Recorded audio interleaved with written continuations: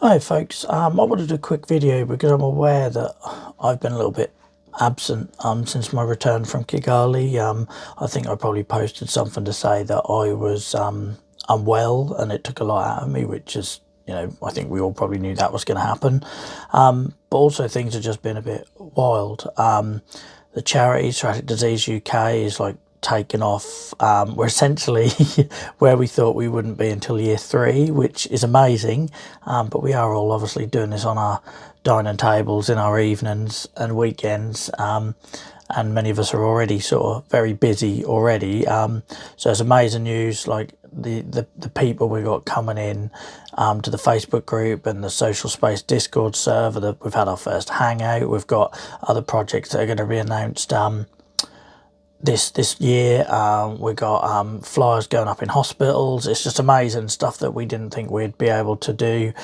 So thank you to all the people that have fundraised and all the people that have supported us from day one, because we're not even close to being a year old yet, which is amazing. But that's kind of coincided with, at the same time, our project we do on Twitch to raise awareness and provide peer support spaces through computer games, and for those people that are using things like gaming as a way of escaping and distraction their pain or long-term health condition. I've been at that since November 2021. And since November, after I initially said I was quitting Twitch because I kind of felt like we weren't really getting anywhere, isn't that typical? I said I was quitting it. I had a 3-month break. I came back with a new idea, which was to move away from Minecraft, which it was great for like younger audiences and things like that, but I felt like it wasn't doing anything new anymore, and with my limited time I like to try and reach people in spaces that maybe are getting missed or not accommodated. So we launched with the new idea in November of doing Farming Simulator and trying to maybe the challenge of targeting more men and talking about mental health more and using nature and talking about the importance of social prescribing and the way that outside spaces, even if you can't access them, if you have to do it virtually, how they can be good for you. And it's been phenomenal. At this moment in time of recording this, we've had, on the TikTok account that we created for it, we've had 900,000 views since November. Brand new account. YouTube, I think we're up to like 50,000 views now. The streams, the 4-hour streams that we're doing on Tuesdays and Fridays, are getting between 300 and 400 views now. To put that into context, our Minecraft streams used to have less than 100. Sometimes we'd have 30 people watch those, which was still great. It felt like an achievement. But now that series quickly went to sort of like 200 people a night watching it, to now we're in the 300s, and it's just going and going, and there's no sort of signs of that slowing down. So that all takes time, because the more people who that attracts, the more DMs you get, the more emails you get, the more people to support in our support spaces, the more you sort of like maybe invest your time in making clips and things to help reach people, since you think, well, it must be helping people, so let's try and help more people. So yeah, that coinciding with the charity just skyrocket, which is amazing. Like, it shows there's a need. It's sad. I'm conflicted by that, because I knew there was a need. I had people asking me to do this for 3 years who also knew there was a need, but the fact it's been so well received obviously is tinged with a little bit of sadness, because it shows just how much there was a need for patient-led peer support spaces to fill the gaps that we have in England and Wales at the minute, with the current situation and waiting lists and people not being able to access care.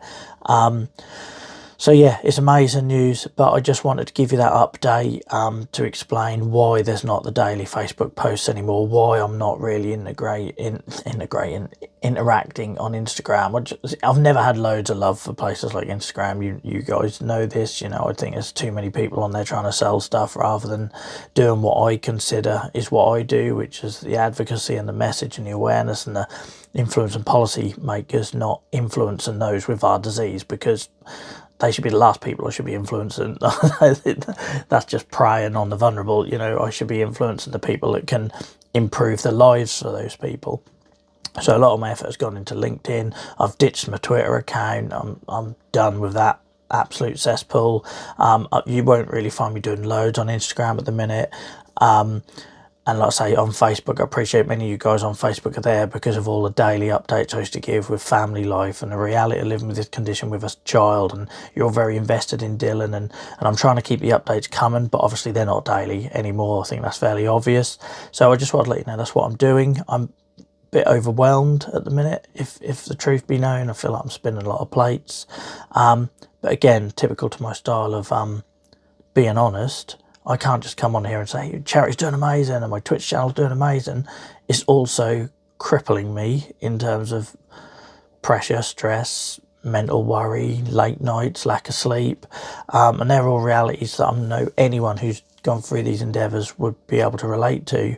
So it's amazing that we're having an impact, but you know, it comes with its downside. So sorry I'm not as present as I used to be. Sorry I'm not replying to every single comment like I used to be. Sorry I'm having to say no to some things and prioritise based on where I think the impact and the value is for the people that we're here to support. And ultimately that's what this whole project is about. It's what Psoriatic Disease UK is about.